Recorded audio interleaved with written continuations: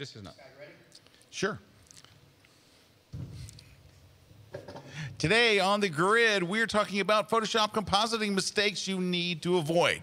Our in-studio guests are Photoshop and Lightroom guru, cool Frenchy guy, Serge Ramelli.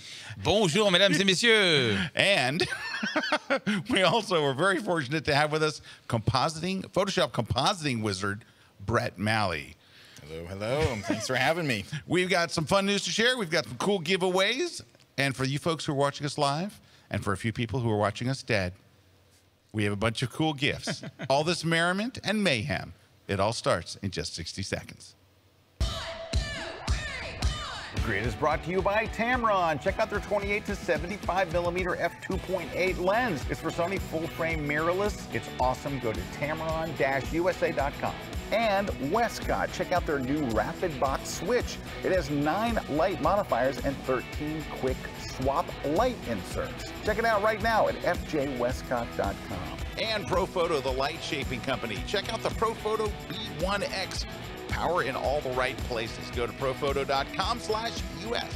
And Platypod, the tripod alternative that is changing the world. Everybody has a Platypod. You should too. Go to platypod.com.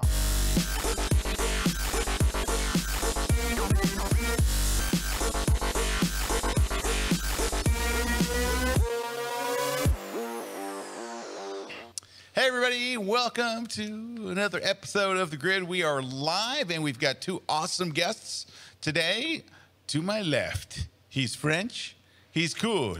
It's cool Frenchy guy, Serge Ramelli. Hey, bonjour, Scott. Thank you for having me. It's amazing.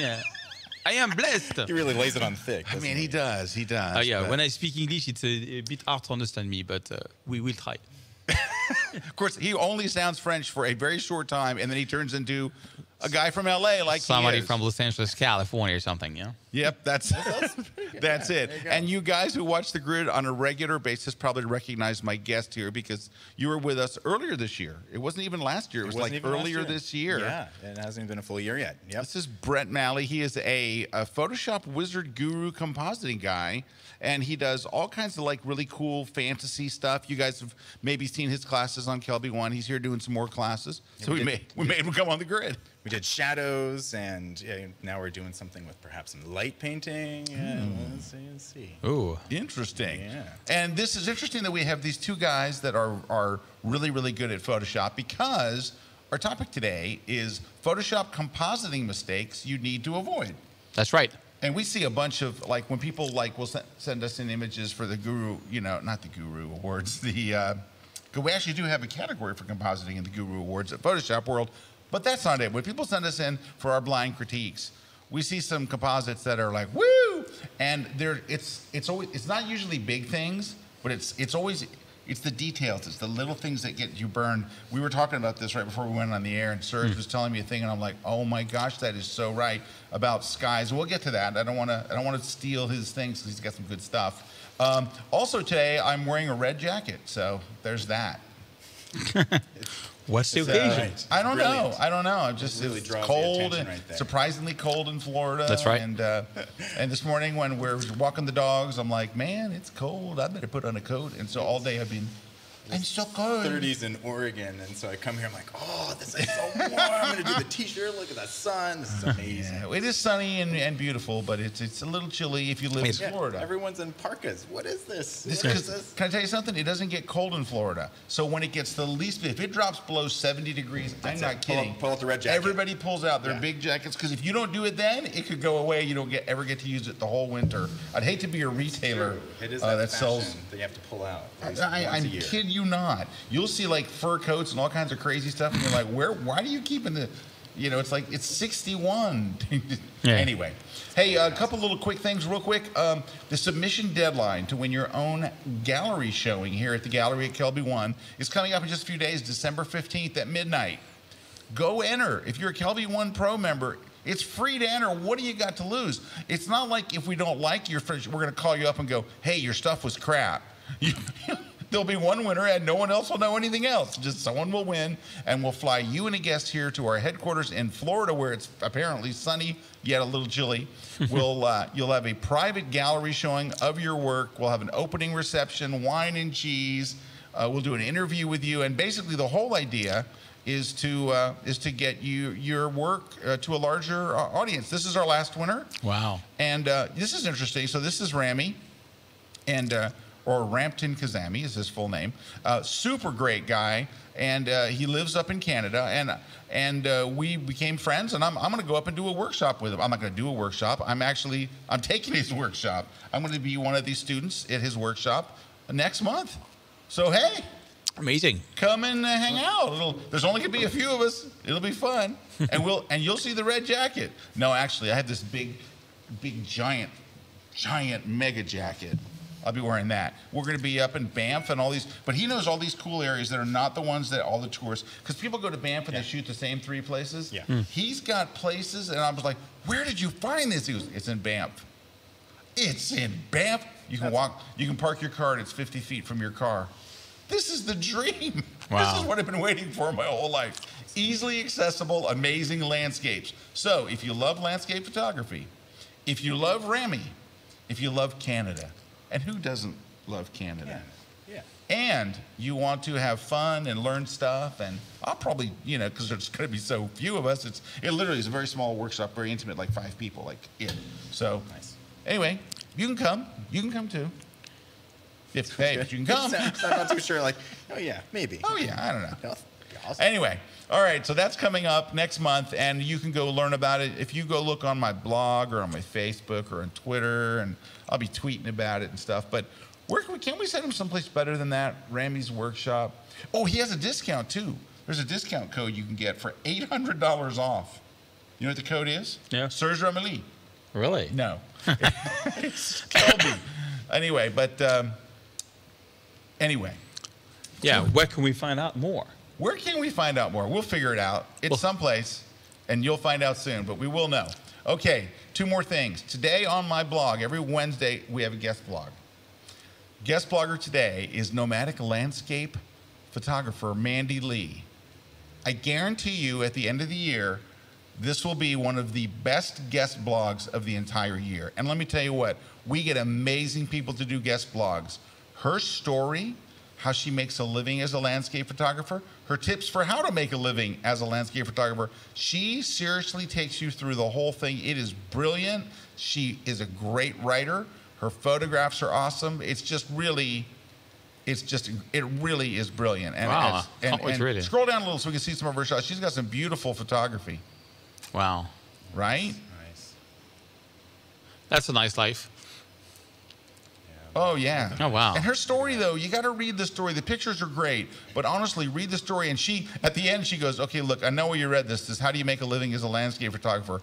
And she lays it out. Look at that picture. Silky. And look at that. Her composition is on the money. Anyway, it's a great read. You will thank me later and share it with everybody, because this is one of those, every once in a while you get a blog post that is so special, everybody needs to read it. This is one of them. Guaranteed to be one of the best. Wow, I love that photo. I know. She's so good. There's all these things about how she makes her living and everything. So anyway, super, super good. Look, she's driving, what is that, a Porsche or a BMW? she's pulling a very small camper with a very expensive car. So she's way to do it. She's doing something right. All right, one more thing. This weekend, I was there shooting with the Dolphins for the Miracle in Miami. You don't know what the Miracle in Miami does? No, I'm French. I know soccer. I know Paris This Saint-Germain. is a sport like soccer, but way better. Just kidding. Just kidding. It's an American joke. Anyway, there was this miracle that happened this weekend, and one of our viewers and a buddy of ours, Dalton, was there. We're sitting in the end zone. There's 7 seconds left in the game against the Patriots. There's no way for them to win. So when there's no way for you to win and you're behind, you do a lateral. You hike the ball, you throw a short pass, and then you lateral to people. It never works. It never works every 12 years. And son of a gun, not only did it work and they beat the Patriots by 1 point with no time left on the clock, not only that, but the guy that did it, Kenyon Drake, I was shooting him at the University of Alabama. He was at my son's school. It's not my son's school. He doesn't own the school, but he attends the school as a senior. Anyway, I was just shooting him, and then he runs in for the touchdown. You've never seen a stadium erupt like that. It was absolute pandemonium. And was I in the right place for it? No, not at all. So here's the end zone. I was way over here, and they're on the other end. There it is. Dolphins stun the Patriots. And just an incredible play. And the whole play only lasts a few seconds, but oh my gosh, see that right there? That's where Rob Foldy was standing. So was there with Rob Foldy, the awesome, awesome Rob Foldy was there. And I got to tell you what, I've gotten to shoot with a number of teams. I always have fun when I go to Atlanta or go up to Nashville with the Titans and all. But they got a special crew down in Miami. They got the greatest team. There he is, Kenyon Drake. Boom. And I had so much fun, I just can't even tell you. Just absolutely had a blast. And thanks to Rob and all the guys with the Dolphins. Woo, what a good time. All right, let's talk about some compositing. All right, so we have a bunch of ideas of things that we see very, very commonly that people have. And we're going to each give one, then we're going to take a break here. So, Serge, you're one that you had about sky replacement, because he said, he says, do you know what the #1 sky replacement thing is? And I'm like, no, I don't. What is it? And it is, when he said it, I was like, oh. Okay, so the #1 mistake in sky replacement is using the wrong sky for the wrong time of the day. Example, I should have prepared some examples, but imagine you have a house. Well, actually, good examples. This was the sky replacement, but imagine you have a house where you can see the sun on the house, and now you're putting like an overcast sky. It just won't feel right because the sun is not supposed to hit the front of the house, or you're doing something where you can see the sun on a window and the sun is behind the horizon on the sky because you're putting a sunset sky. So the trick is to find an awesome sky that will somehow be at the same time of the day. Right, at the approximate same time of the day. And same position at sky too. So you know what's interesting this is why I thought this was such a better tip, that the clouds that you're going to replace are at the right time of day. A person looking at it won't know what's wrong. Like your viewer won't go, you know what it is? The sun's at the wrong time. But they see something. But something is off. And they don't know what it is. Yeah. There's some little thing that they know is wrong. It bugs. Yeah. And they can't tell you what it is. It's just like in lighting, like when we talk about lighting on location, I always tell people, hey, if the sun's over there, you better light from that side. Right. And if you light from the other side, people don't know what's wrong with the photo, but it looks super composited. It looks composited even when you're not compositing. Yeah. It's that I actually do have an example. He's got an example. Let's take a look. I got an example. So this is a photo that I shot. I was so scared. This is, I was in New York 2 weeks ago. I'm looking at a helicopter with door open. Oh, I would never do that. Nice. Scary. My wife was like, oh, it's super fun. Anyway, and I was so scared that this is a shot that actually my wife got. Sorry, let me show you because I'm on a small screen here. So that's the shot that we originally got from shooting with a 35 millimeter. And so that's the original shot? That's the original shot. And then I was like, oh, I got to make this more awesome. Yeah. So I added this. But actually, the first version that I did, I had the sun here. So wait, you added the sun and everything? Yeah, this is all fake. Sorry. So that's... But you put it over the whole city. Yeah. Yeah, but then I blurred it. Okay, is there a blend mode over it and stuff? Or? Yeah, so I always have this technique where multiply. I use multiply and then I blur it. I blur it so you don't see the clouds or stuff like that. I mean, look at it. It works pretty well. Dude, it looks great. Yeah. Before, after. But it works because if you look at the shadows... It's the right time of day. Yeah. First of all, the way I had it was I had the sun in the middle. And then people were like, something is wrong. And because it was not matching the shadows, the angle of the shadows. So I had the sun over here. Sorry. And so I moved it there, and now it really works. So, but I spent like 20 skies. So I have this library with a whole bunch of sky that I use, but I got to pick the right one for the right photo. So the right one for the right time of day. For the right time of day. Yeah. I don't do it often, but when I'm doing this book in New York, and there's maybe 10 photos where I do sky replacement out of 80, and this photo did really well on Instagram. I mean, it was voted like. I love this photo. And believe me, if I had posted this, would have not done the same thing. No. No, it's washed out flat. Yeah. We're gonna give you the slow clap. Here we go. There we go.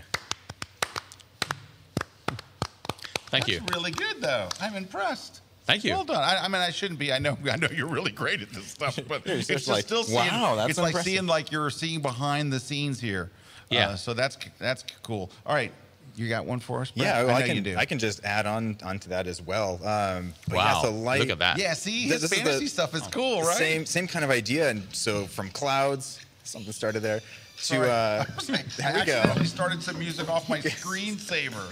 Hang Gets a slow on. clap, and I get to jam. I'm sorry, my screensaver, like stupidest thing ever. Okay, But sorry. the same idea applies with anything you're compositing in. So this I had to wait for the same time of day as this, and really just shoot a whole bunch of barns, and then the one that was at that one golden hour spot with it sort of bleeding through, and then same with going through my own archive and looking for rocks and things that really tried to capture that angle. And then everything else, that's your template for whatever else you bring into it, right? For shadows, if there's subjects.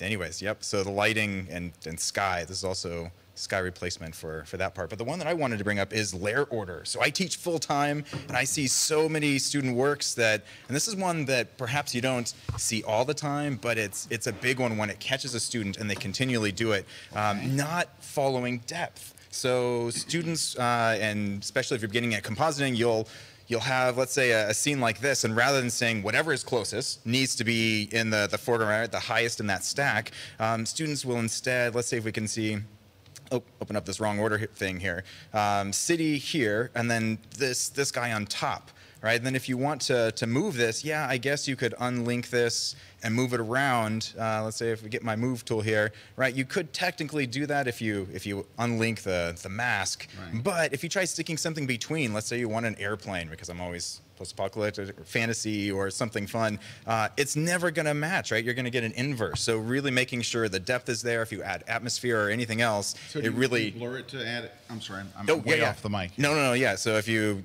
so to do this kind of thing, yeah, you sort of build it up, but the layer order, wherever is closest, needs to be highest in that stack. So I see that all the time where students will use all this duct tape just to get it sort of working, but if they ever want to go back and change something, they can't. They're stuck with that order, and then if they really want to do it. I hate to say this, but I don't understand. Yeah, yeah. I know that sounds stupid. No. So yeah, no.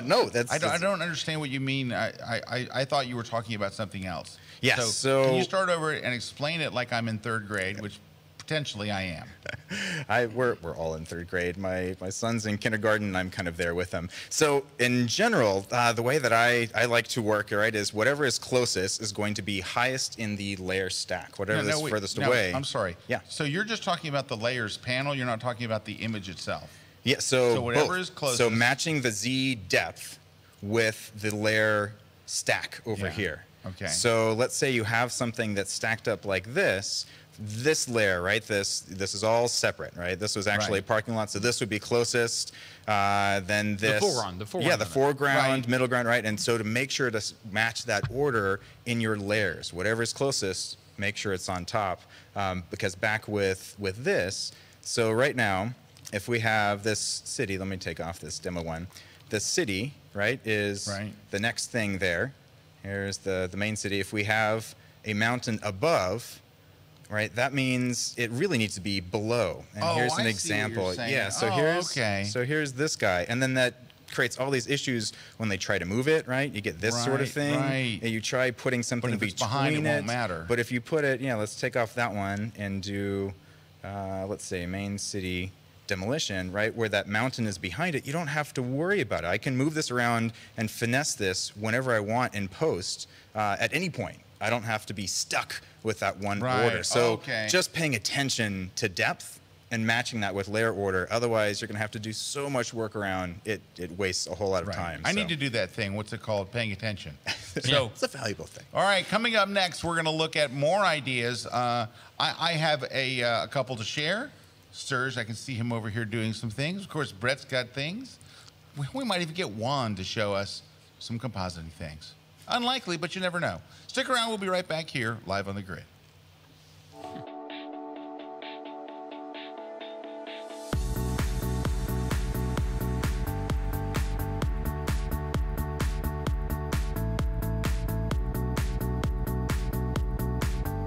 When you need a tripod that is compact, that is portable enough to take with you anywhere.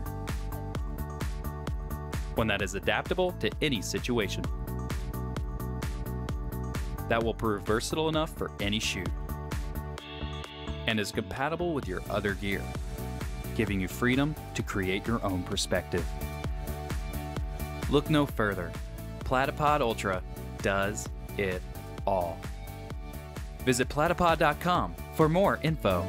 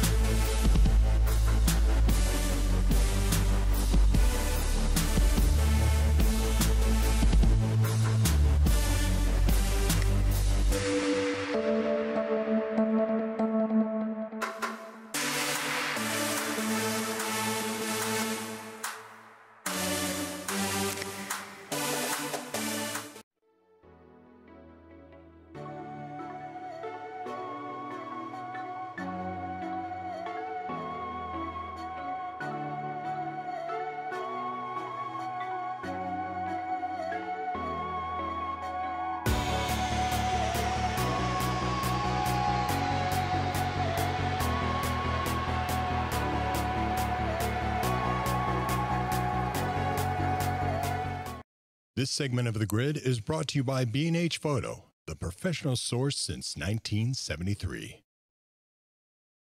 Hello, everyone. We're back.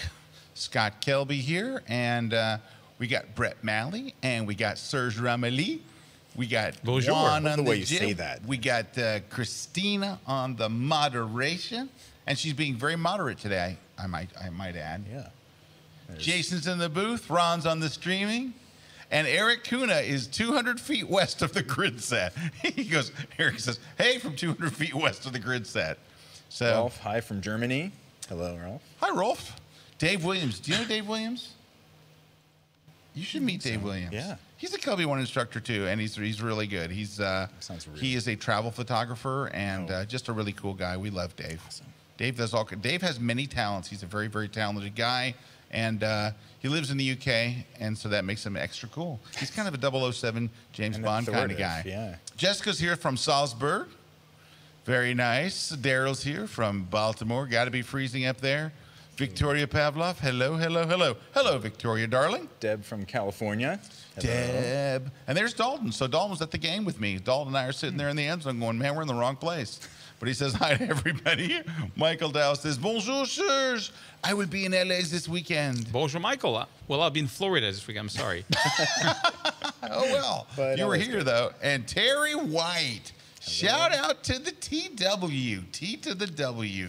Now, do you know Terry White? I don't Dude, we got to get you Yeah, around. I we have the need- coolest people. We got the coolest guys. I know Terry that. White I is just need to meet literally them. one of the coolest guys in the planet. That sounds If you excellent. met Terry, you'd be like, oh my Wow, gosh, you're cool. I kid you not. He is really as awesome as people get. Let's just ask just a standard, someone just walking by completely unedited. Excuse me, sir. How is Terry White cool? Oh, he's the coolest. So So cool. cool. That's just like completely unsolicited. I And got to meet him live. That would He be is. great. There he is. That's Terry right there. Oh, there. Terry White. Terry White. And he dresses cool, too. So, and he has a theme song. Can I sing it for you? Do it.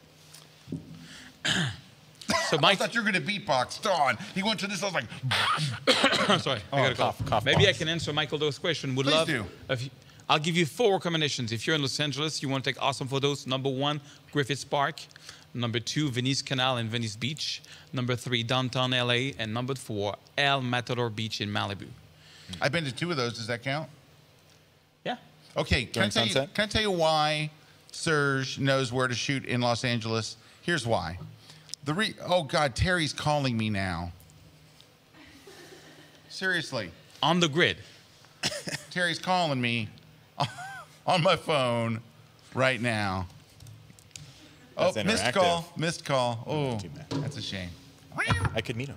Oh, you could have met him, but he didn't call on FaceTime. It's not the same. You got to get the full 3D experience. It's true. So the reason why Serge knows where every place to shoot in Los Angeles is he did a book, and we were just talking about your book just a few days ago. Oh, guys, calling back. Hi, Terry. Have you met Bret? Hang on. Hey, Terry, I'm looking at your picture there.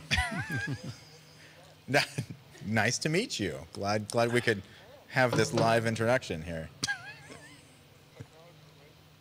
So, how's the grid going?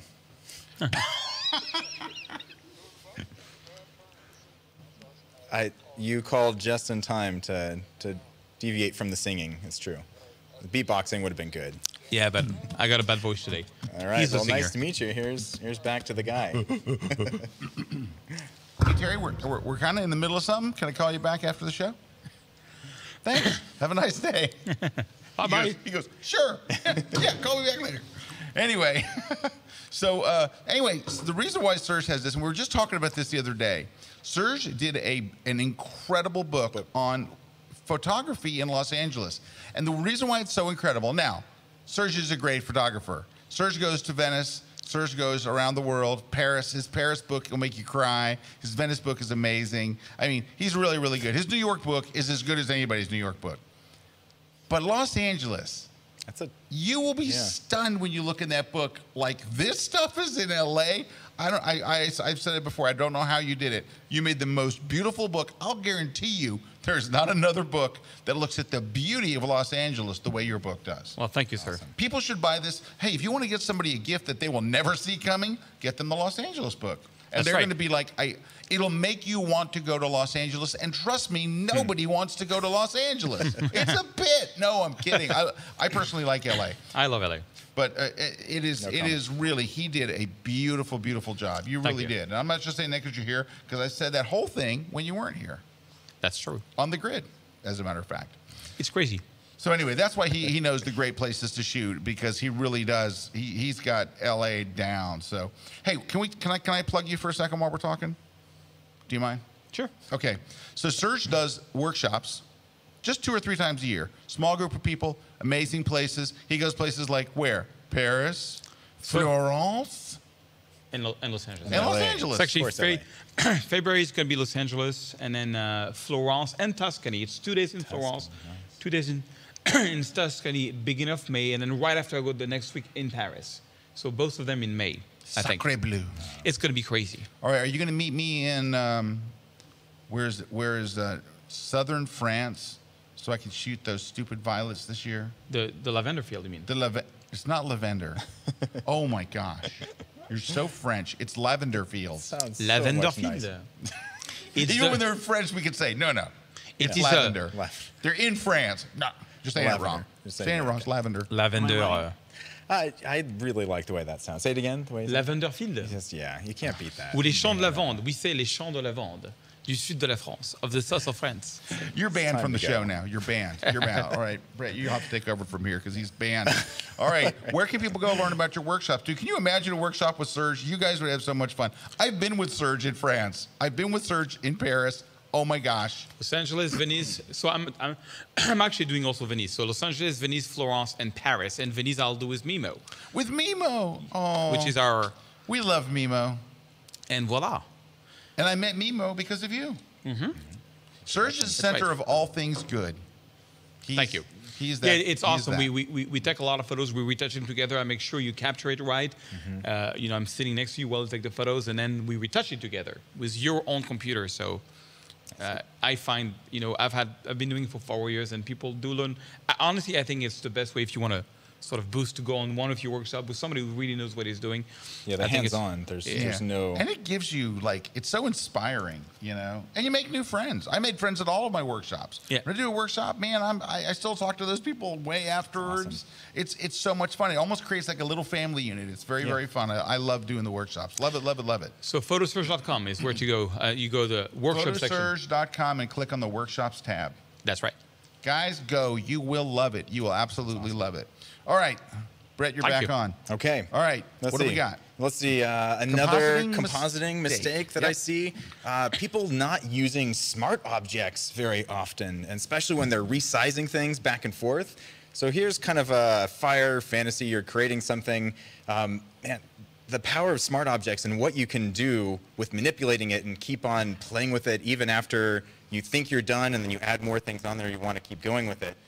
So this one is a bunch of sort of fire images here, and without a smart object, if I get my move tool and I select the right layer, right, and I do this sort of thing, shrinking it down here, and I'm not holding down shift, right? Because it's the very good. new version. Yeah, I know. I've been training my hands. Good hands. Good. Very good. Okay. So if we do that where we shrink it down and it's not a smart object, yeah, it's trash. that means it's terrible looking. So right click, or there's several ways you can turn into smart object, but do convert to smart object. Not only does that allow you to do this kind of thing where you can shrink it down, say that you like it, bring it back up, right? Because this is basically a Photoshop file within Photoshop, and it saves it there. But you can also do things such as warp, right? Let's say I want to warp this and move this around, right? And really customize this. And if I hit the checkbox and say I like that, and if I decide, you know what, I really don't like that, I want to go back to warp, it will bring me right back to where I had it. To take it one step further, even if you do something like puppet warp.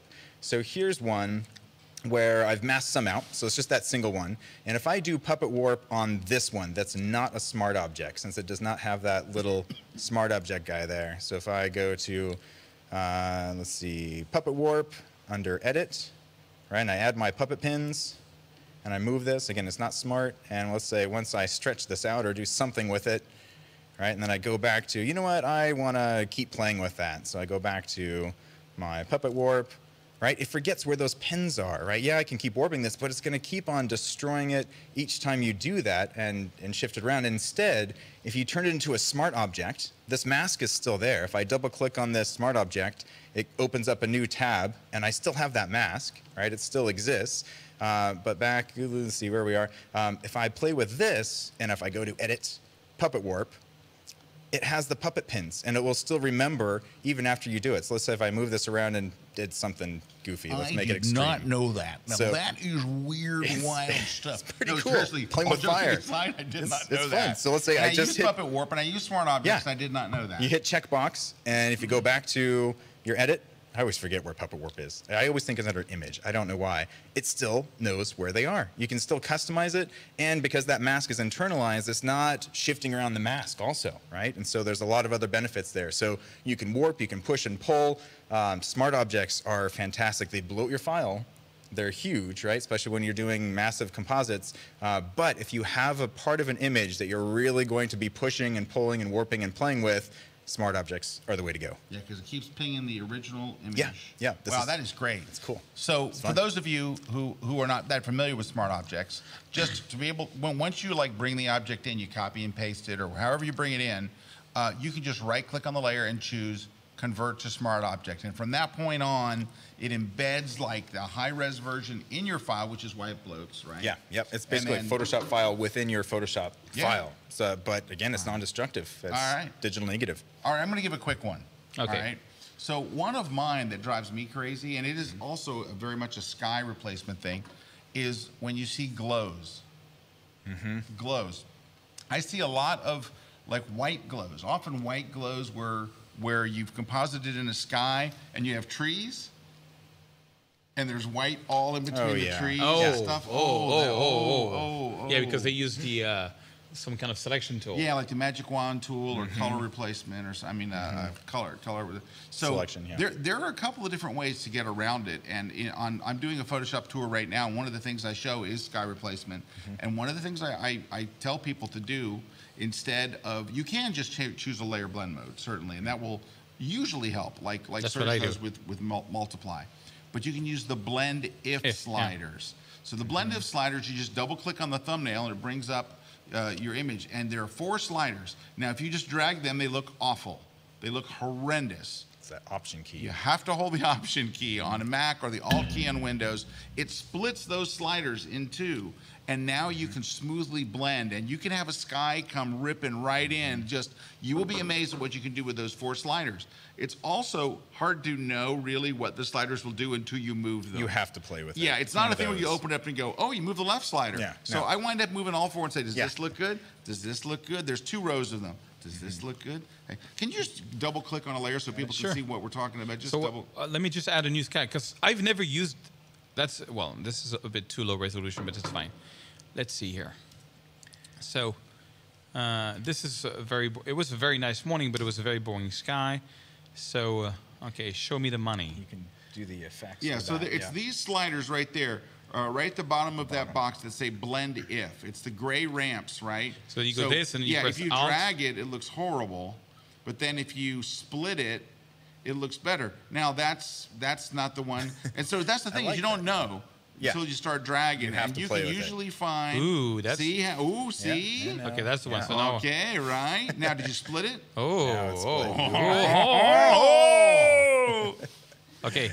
After that Now, can I show you the way I do it? Which, Please, yes. honestly, this is because look how awesome that blends in. That's really cool. It blends in beautifully. Oh my God! It's, No white little areas or that glows or any of that junk. And so that's fast. great. Well, thanks for the That's tip. slick. My pleasure. Dude, if I could show you a tip, I'm happy. So the way I do it is, well, I'm just going to cancel the blend if, is what I do because it also does a little bit of a dodge and burn. Is so I add this, when you drop, by the way, collect skies, guys. You know, if you like to do sky replacement, every time I see a nice sky, I take a photo, I open up in Photoshop, and I drag and drop it in this huge collection of sky that I have. I have about 6. And you have libraries right there. It's my screen's a bit small because it's, anyway. So I have it here. What I do is I always have the same workflow. I drop it in, and I drop it in about where the horizon should be. Okay. Then I press Enter, Command J to duplicate the layer, Command T to go into edit mode, and then I'm going to flip vertical, and then I'm going to hold on the Shift key so I align it perfectly to that. So now we have a perfect mirror of the sky. Yeah. Then I go Command E, which is going to blend both smart objects into one layer. Then I go to multiply. Okay, then it blends well, but you get all the spots from the sky there. Right. And so you get a darker image that way than the way you're doing it. Right. And then I just take the lasso tool and I select really very roughly wherever I see clouds. Okay. Right. So now I have a rough selection. I go to Filter, Blur, Gaussian Blur, and I Gaussian the hell out of it, like, you know, like a lot. So I still like the idea of getting some reflection of the sky, but it's not too sharp, so it doesn't look. I like that. So you're getting a reflection of the sky in your picture. So it does a bit of dodge and burn at the same time. Right. But you can always add a mask to that, and just if it's too heavy in one spot, and so that's what I do now that's great. To dodge and burn it. So, you know, maybe I can take you know, some of it here to make this sky brighter. Yeah, the trees aren't going to do a great job of reflecting unless they're wet. Right. Sometimes the wet leaves will pick up a little reflection. Sure, get some of that. No, but like, you know, I can pretend there's a reflection of the sun there, you know. But anyway. Ooh, look at, do you like the way he added that? Yeah, that's fantastic. That's pretty good, dude. Feels like there's just a spot of Monsieur. diffused But I sunlight like the blend right if there. because the blend if, what is good about it is that you get the problem with my technique is you get a darker photo, you know, and then you have to, so sometimes I have to correct the sky, I have to correct the photo. With your technique, we don't. I know, but here's the thing. You know how you make your image brighter? What, you take a slider and move it what? To the right, a 1/16 of an inch, and you're done. Yeah. So Well, I don't know. I like your technique. With I a like threshold to lighten that up. If you do a curves adjustment and clip it to that, and then that's what I do sometimes. I actually do a levels or curve. And then you can do a threshold and then just paint it in on the side. What's the threshold? What did you want? What? You mean like just on the sky here? Yeah. So if you just look at, let's say the bottom half is too dark, only look at the bottom half while you're making your adjustments. Ignore the top because you can mask that out and keep that sky the way it is. But if it darken too much, you finesse it with your curves adjustment, and that works as a threshold. How much of that multiply is coming through, since it will only add the darker pixels. That's a great Great way to Oh, you're doing there. very And then you guys are mask smart. out the sky because it Yeah, was but so I beautiful like and rich. or something like that, to be honest. I love that. Yeah, I love the way it darkened it. Actually. All right, we've got some more. We have more. So coming up next, we got more. We got some more tricks to show you. Some more things for you to avoid. Better compositing, better stuff. Amazing. It's crazy. Friends in America coming together once again. Ouais, vive la France. Yeah, c'est fou.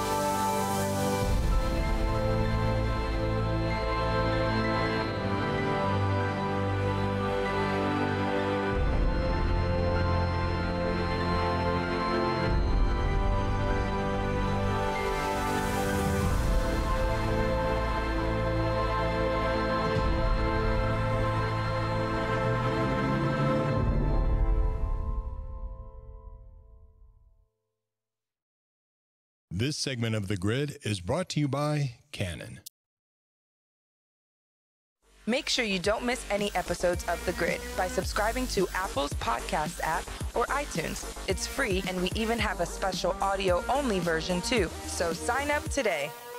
Hello, everyone. We're back. We're talking about compositing mistakes. I'm going to kick us off with a compositing mistake right here. And it is, I see a lot of people make crazy mistakes with shadows. I see a lot of people either they'll composite something and add no shadows whatsoever, which is weird. That always looks weird. Or when they do the shadow is so obviously a Photoshop shadow that you're just like, oh, come on. Really? The one thing that I find that they do a lot is either they leave the shadow too dark, like the shadow looks almost black, like, and if you look in real life, right next to the object, it will be maybe black, but as it moves away, it will either fade away or be less intense and stuff. Yeah, the light bounces around. Yeah, I was going to show you a little thing, just a little 5-second. I was going to show you a technique that I see people do that is crazy. So, I'm going to bounce off somebody. I'll bounce off Monsieur Serge, only because he's a foreigner. All right. So we have a picture. Here's a picture. Can you see that on the video control room too? All right. Yes. So you have these basically thing floating in space. Yeah. All right. I'm going to make a background, and this is a simple background. We're going to fill the background with gray, and I can't actually reach my color picker, so I'm going to go to the double. Oh. Okay. See this, kids? Wow. How do you do that? You click this little button up here on the top left, and it makes that double. So for most of the years I used Photoshop, this was how it always was. Mm-hmm. That's right. Right, and then at one point they said, let's make it into one. But anyway, it's up there. When you have Illustrator and InDesign, they all kind of have different defaults yep. for that, it seems like. So I'm going to fill the background with a gray. Yes, I am. We'll just pick a gray. How about this one? All right. I like that one. Thank you. Yeah. Then I'm going to add a new layer on top. And this is leading us up to the thing. All right. I'm going to make a large oval. I call this a large oval. We're going to fill it with white, and then we're going to use the Serge Ramelli technique called blurring it to death. What'd you call it? Blurring the hell out of it? Blurring the hell out of it. Yeah. Technical term. Yeah. Okay. So we're going to blur the hell out of it. Something like this. That's already All right. Vignette. So, Shiny, glowy. but we're going to actually take this another crazy step. We're going to merge those two layers together. So I'm going to take the layer that I'm on and merge it with the one below by pressing Command E on Mac, or if you're Windows, it's Control E. Now, we're going to go to Free Transform. You've heard of that. We are going to hold the Shift key so we can stretch it all crazy. And we're going to go up a little there. All right. I'm going to hit Return so it works. I'm going to duplicate that layer. I'm going to press Command J to duplicate it. And then I'm just going to pull it down, and there's our background right there. What? Yep. Nice. Okay. That's not the technique. We needed something there. So the mistake that I see people make, and I'm going to show you just basically how to get there, is they do this. They're going to put a drop shadow in, so they go to the drop shadow here. It's built into Photoshop. Oh, yeah. And they go, okay, Done. There it is, done, drop shadow. Now, the size slider, this is kind of funny, right? The size slider, oh, don't even look at that. Sorry, I tried to zoom and it freaked it out. The size slider is misnamed. It really means, this should be called softness, like how soft is the shadow. Because if you make the size 0, it's a very hard shadow. See it down there? Right. And then if you go up, it becomes a softer shadow. All right, so that's the drop shadow dialog box. And, oh, I can't, I'm looking across the room at it. It's not a good idea. Okay, so they make the shadow too dark. And then, look, it's floating. What is this casting on? That would have to be against the background. Right. And it wouldn't look like that even if it was against the background. It's dumb. I will give you a little tip. Can I give you a tip while we're here? Do it. Do you see this thing called angle and distance? These are two things you should never, ever touch ever in your entire life. Do you know why? Because it causes you to do math. You should never have to do math in Photoshop. Photoshop is about art and about love. It is not about math. So instead of ever touching angle or distance, you're just going to leave the dialog box. You're going to leave it. Okay. And you're going to go grab the shadow itself, and you're going to move it and put it where you want. Ooh. That way you don't have to touch those stupid style. Look, they're moving for you. Now, by international law, all shadows have to go down and to the right. It is a law. I didn't make it. It's just the way it is. So you can make it a little soft. Now, so the mistake that I want you to avoid is not using this thing. I cannot hit this thing. What's going on? There we go. All right, so it's a little softer. So here's the thing, is there's an answer. Do you notice that it's called a layer style? And what that means is this drop shadow is not on that bottle. This drop shadow is on layer 1. So if I were to go and grab, let's just say, the color red, like I have here, and I were to grab a paintbrush, like I have over here, and I'm going to grab a hard brush. If I paint, it has a drop shadow. Right. Everything on that layer has a drop shadow. Yes. So here's the technique that I want you to get you to. We've done all of this to get to this. I'm waiting. If you go under the layer menu, under layer style, at the very bottom, there's the thing called create layer. What create layer will do is remove that drop shadow from that layer, and then you have your own separate drop shadow that you can work with separately. So I'm going to hit create layer, but look in the layers palette when I do that. Don't look at the menu. Menu's stupid. Look over at the layers palette. Watch. There's its drop shadow. Look, it's by itself now. So now what you could do is you could use free transform to do a cast shadow. So you could hold shift and command and create a cast shadow in the direction of the light. Unfortunately, the light is coming from the sides in this one. Well, you could go backward with it. You could go, somebody could come forward with it. You can go really anywhere you want with it. Now, of course, it's floating above air at this point. It's still floating in the air because it's not touching the bottom of the bottle. And this is really a fakey looking shadow.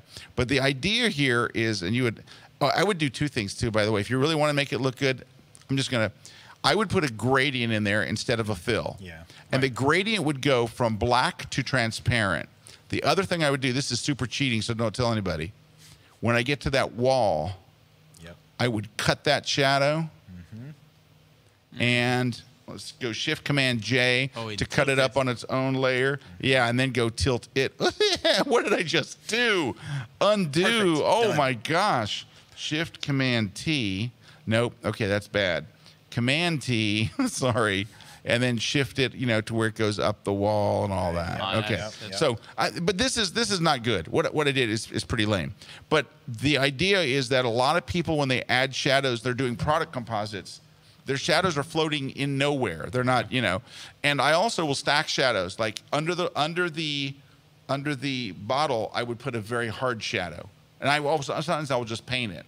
Then I'll do a softer shadow out, and then another softer shadow that dissipates.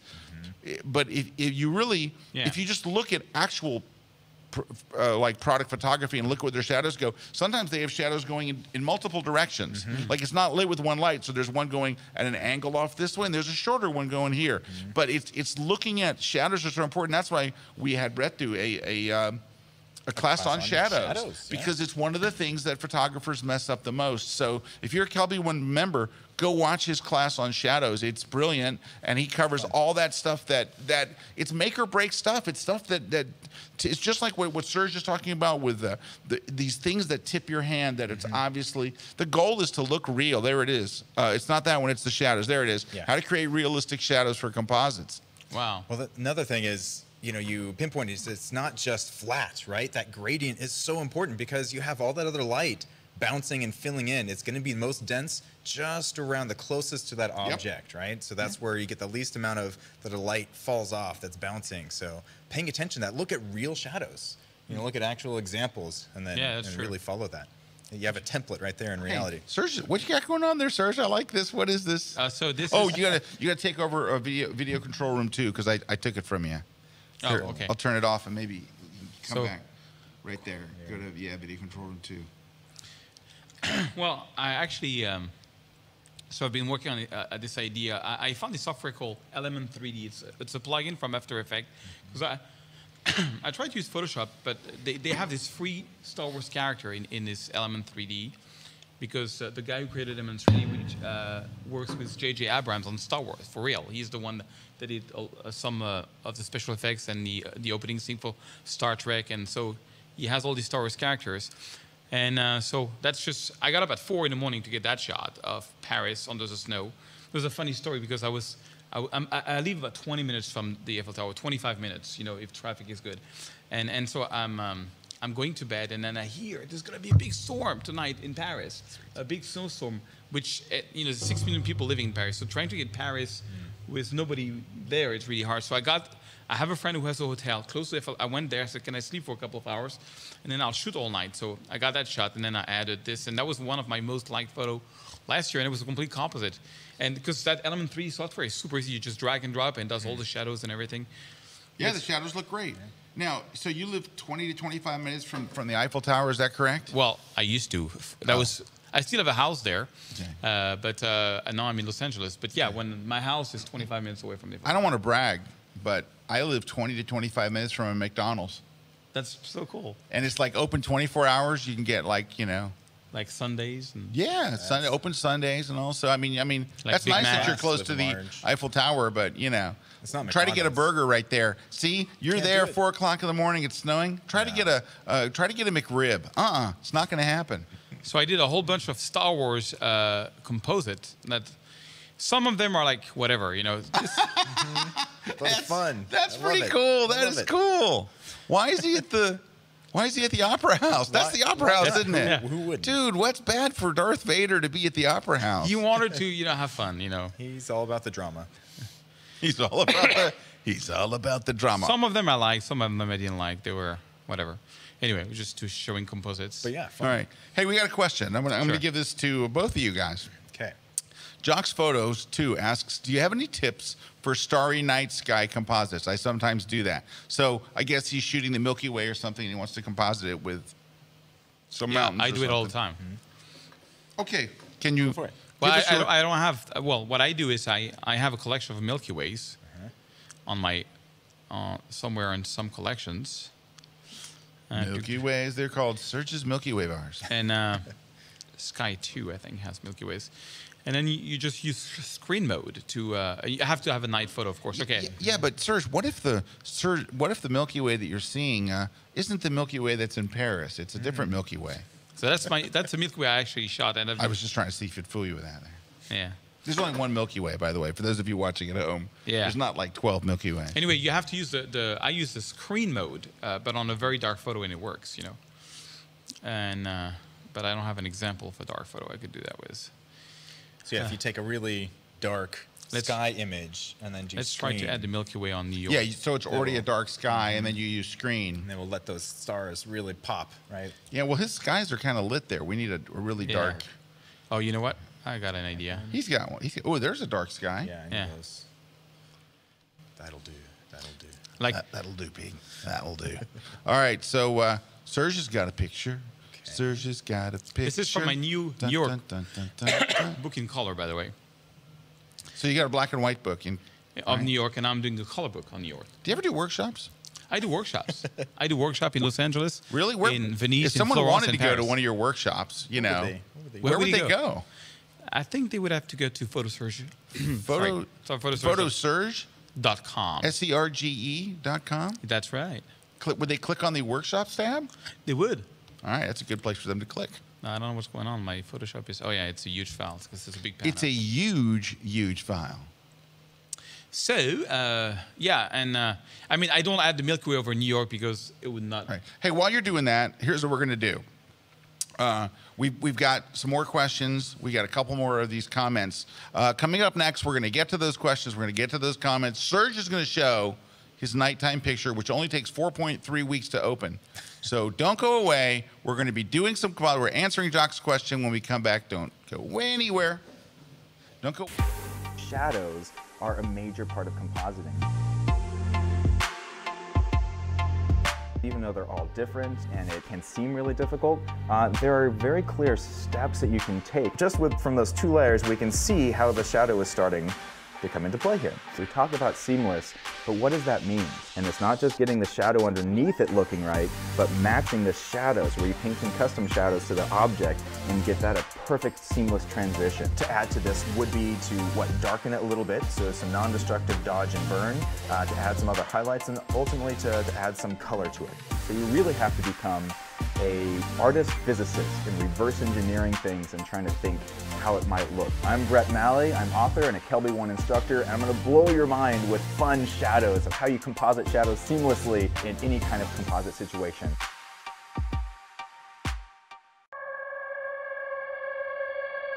I remember going to see Ansel Adams' work in Yosemite. I was blown away by the black and white. There is something special about black and white that when you take out the color information, you only have the luminance, and it just creates a special message. Dramatic black and white is having a complete revival today. I find you get a lot of emotion when the message of a photo is clear. And so it's really an art form to decide when you're framing, what do I take in, what do I take out, what do I stress? And I think that's the hardest part of photography. Really explore it and do it, because it's fun and it's still very actual. I'm going to show you how to do black and white, how they used to do it back in the day, and how we do it now. My name is Serge Ramelli. Check out my class exclusively on KelbyOne.com. This segment of The Grid is brought to you by Platypod, the world's most compact tripod base. Hello, everyone. Welcome back. My name is Scott. This is Bret. Serge. Bonjour, bonjour, bonjour, bonjour, bonjour. Bret, I got to tell you, your French accent is stunning. Oh, I'm sorry. That was yours. I just heard different voices. I thought, wow, that really sounds like he's from France. That was me. Oh, that was you? Okay. Hey, a couple things. We got a giveaway. We're going to give away right now, right on this very stage. And it's not a stage, by the way. We're going to give away the famous. Do you have one of these? Yeah, I've got the big one and a small one. How much do you love it? I love it. I used it in New York on many spots where tripods were not allowed. I know. Dude, I was all over New York with this. I was in St. Patrick's This was Cathedral. made for New York. This was made for New York. Also, Grand Central Terminal. Oh, yeah. No problem. Nice. Nobody said a word. It's wherever. Do you have one of these? You wouldn't. Not yet. No, not yet. You know why? Haven't been on enough. Yeah, after you're on the show three times, then you get a platypod. You're only two, so you're not getting jacked. The Portland, we have various gardens, and they charge for every time you have a tripod. So that would be. It's lame. Yeah, all right, give me a winner. Jerry who? Plus. Jerry Plus, we are going to send you the best replacement for a tripod you will ever see. It's the Platypod Ultra. Now, if you don't win this, I predicted that this will be the hottest Christmas accessory. You can go buy them. B&H Photos got them. You can go to platypod.com. Everybody's got it. These things are everywhere. You can get them at 7-Eleven now. You can get them at Walmart, No? I got to go to 7-Eleven. No, it's probably really just B&H and stuff like that. Anyway, they are wonderful. Also, Bret's got a book. Bret's got a book. He's going to give one away. Tell us about your book. Yeah, Advanced Compositing. It's came out last year, and it covers everything from compositing. So yeah, kind of those. You get a lot of those files that we were just seeing there. There it is in the middle one. There it is. I've seen this book. Yeah, you have. Yeah, I sent you one. Yeah, it's very good. I don't know if you opened it. I wish I had written it. It's a fun one. It's not gonna write another. That's old. Let's not. That's the first version of their first edition. But it covers everything that I do in my works. You get to follow along with 3 or 4 middle chapters, and you get all the files, and I kind of walk you through. All right, and we're going to give one of those away right now. All right. Find us a winner. Jim Brayton. Congratulations, Jim. Thank you for watching. You just won an advanced compositing book. So, from Bret, who was very gracious. Speaking of gracious and international, here stealing American jobs, it's Serge Ramelli. That's right. And you're going to give away a book, too. I'm going to give away my Los Angeles book. Ooh, sweet. Nice. You're going to love. Someone is going to get such a great Christmas gift. Who's going to win the Los Angeles book? Pick somebody from L.A. Really bum them out. 120 pages of photography of Los Angeles. Big book. Yeah, big coffee table size book. Gorgeous. Jordan Hussar? Is that right? Send me the address, and I'll send him the book. All right. Serge is going to send it to you himself, and he'll inscribe it with his credit card number, which is interesting.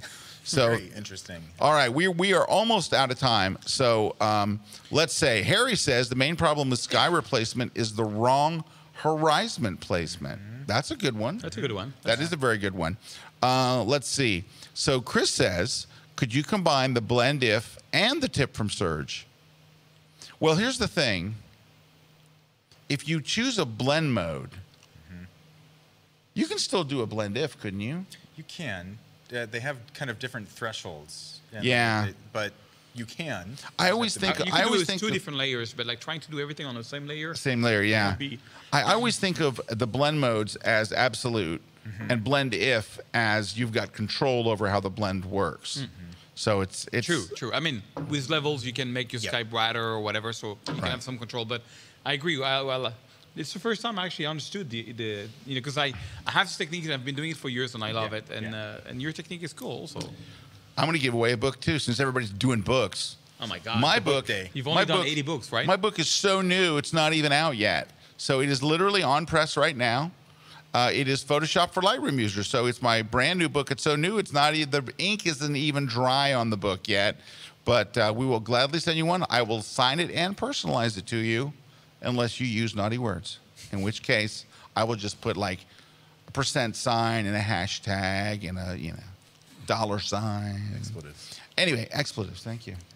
So anyway, it's called Photoshop for Lightroom users. It is designed for people who are like have the bundle, right? They pay the $10 and they're like, I know I got to learn Photoshop, right? And it's like, and my whole tour right now is called Photoshop for Lightroom users. And people like at the end of the day are like, I had no idea.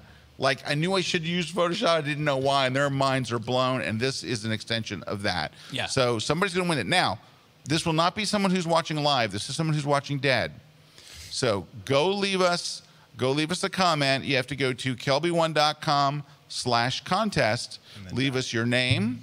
Leave us your credit card. No, just your name and how to get a hold of you, and we will pick a winner. And someone who is watching on the rebroadcast might win that fabulous book. And fabulous it is. Going to be out any day now. I'm so excited. You should be too for no reason. So it's crazy. So people dead or alive can win. Either one. It's crazy. It's like that is an official Bon Jovi trivia question. You want this book dead or alive? All right. I'm just going to, we don't have much time. Like we got a minute. So I'm going to rip off a few things that just kind of give you a basic idea of things that I see that you need to avoid. All right. This is a big one. The color tones don't match. That's what I was just going to say. Do the color tones then, because this is a huge thing. I want to see how you do it because you're really good. This is a fun one that I give to students because everything is off. So it's a fun sandbox to see how close students can get it, just because everyone's gonna have their own version and things. It wasn't shot for this. So typically, if you do your select and mask, right, we don't have a lot of time. So there's wispies, but again, this is very cool. We're in the shadows, and this is very warm, right? So there's no sort of adjustments, but people don't look at that. Like, they just look at the selections like, okay, I got it, even if they didn't. So it's really important to instead, this is way heavy, but just to show, all these different color adjustments to play with the masks and the curves. So don't forget about it. If we take all this off, let's see what I did here.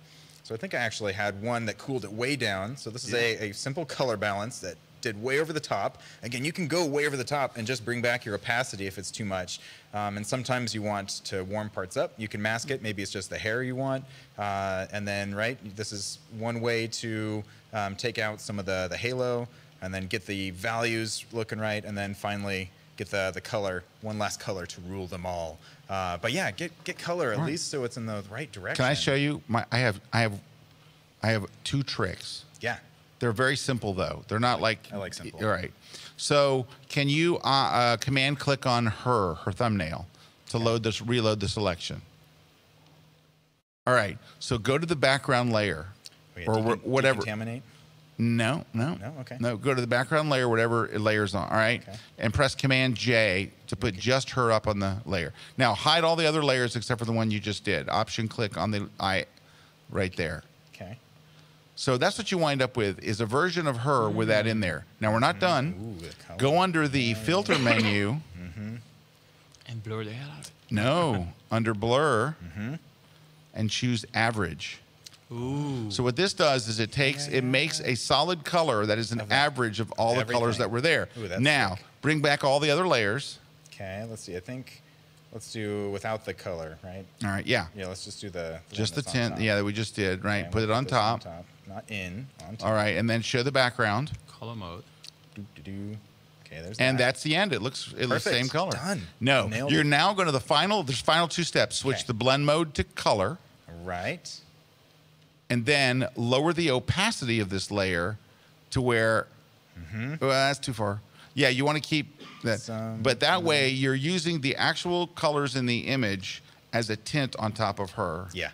So I'm just going to show that one. That's enough because we're not much time. I like where you also copy the whole thing and you can clip it. You can do the same thing. Oh yeah, you Say, can clip it. Copy this, make a copy, paste it here, and Clip it into it. And it's only going to exist where, if we actually see it there, where this exists, which is nice, which is apparently nowhere because she's invisible now. It exists nowhere because she's invisible. Anyway, that's just a quick version there. All right, so that was one. Number 2 was contrast. So you'll take one picture that you shot in the studio that's very, very contrasty. Then you'll take a picture of a landscape that you took 2 years ago, and you pop them together, and your subject that's real crisp in the studio and lit and all just doesn't look. You got to be careful that your contrast match. That may require you to lower the contrast, like literally open up Camera Raw, go to contrast, and drag to the left so the images look the same. Now it should not look like it was. To me, that's a big one where it looks dropped in, where your contrast is just over the top. Next is your scale is not correct. Like you bring in someone and they look too large or too small for the scene that they're in. So one of the things that you can do, honestly, to help with this, if you think ahead, if you know, like Joel Grimes, who's a wonderful compositor, Joel will measure things out and make sure everything's the right height and stuff. But when you're shooting, he'll shoot a very, very wide background, right? And then he's going to put another person on it on a different day with a different kind of thing. Is you can put another person there and take a shot that's not the person that you need. Right, so let's say Serge and I were out there, we're shooting backgrounds. I might just go, Serge, stand right there. Yes, yeah. So you got a picture of Serge, and there you've got the scale. Like this person should be the size of Serge, but you just shot the shot without Serge in it. So if you want something to help you with scale, just use a stand-in. Next is sometimes when you bring your image in to match the surroundings, it shouldn't be 100% crisp. Like sometimes I've had to go and blur it with a tiny, tiny bit of Gaussian blur. Even a half a pixel. Like, I was going to say like 0.04 or something like that. And all of a sudden you see that you're sliding it back where I start at 0 and or I think 0.1 is as low as it'll go. And you start dragging it to the right. All of a sudden you'll see that point where it just blends with the image and you're like, it really. Yeah, otherwise it's all cut out. Otherwher it looks like a paper cutout. The other one is the depth of field doesn't match the image. So you shot someone with a very shallow depth of field, and their ears are a little bit out of focus, and you put them on an F11 background, and you're like, it doesn't work. Just two more. Perspective. Perspective is a big thing. I know that you talk about that in your class. And then the last is direction of light. So I touched on this earlier, but you will have somebody who literally they're lit from one side, and someone puts it in a composite. And so this is just, I used to teach this. When I shoot for compositing, I always use two light sources. I use one from one side and one from the other, so I can drop it in all kinds of situations, because sometimes it just looks weird if the person's turned the other way. So if you have, one light from one side and one light from another, it opens up all kinds of possibilities for you to be able to drop someone in, because if the sun's on the left, there'll still be light coming from the left. So it's cheating. All right, well, we have Photoshop is. It's a cheat. It is a cheat. We have a super run out of time. So before we bounce out of here, where can people go learn more about you, Bret? Tell us. You can go to BretMalley.com. Bret with one T. Very unique that way. BretMalley.com. Wow. Bret, this is so upsetting. I know. It's a beautiful site, though.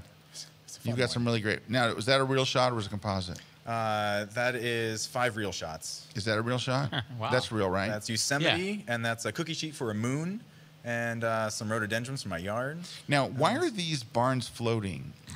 So this was a fun idea where barns had sort of spirits, right? And that's Okay, but you know that they don't really float, right? Yeah, of course they do. Oh, I love that Have one. you seen Penn? Wow, that is really cool. Yeah, Yeah, 10,000 BC. That was me before I gained a bunch of weight. Yeah. Anyways, hey, that looks familiar. That's from a class. That is from your class. That is so cool. Wow. They were some fun models there. And there's my little guy who's now 6. Aww. Woohoo. And we still have the cat. After that shot, she fluffed out like crazy. Your Something cat about it. fluffed out? Some traumatic event of being suspended in air. Now she's fluffy. I don't think she really was suspended in air. I think it's all just a big Photoshop trick. No way. All right. I just want to mention one more thing, and we're going to blast out of here because we're going to talk about Serge here a second. I've got a new class coming out this week. It is on shooting the Pro Photo B1X on location. And I did a safari fashion shoot. We started in the studio. I take you through all of, here's how it all works. If you've never shot a B, have you ever shot a B1? No, I have not. Serge, you will love that light on a level you've never loved anything or any person your entire life, including your own children. Really? I might be exaggerating, but you'll really, really like that light.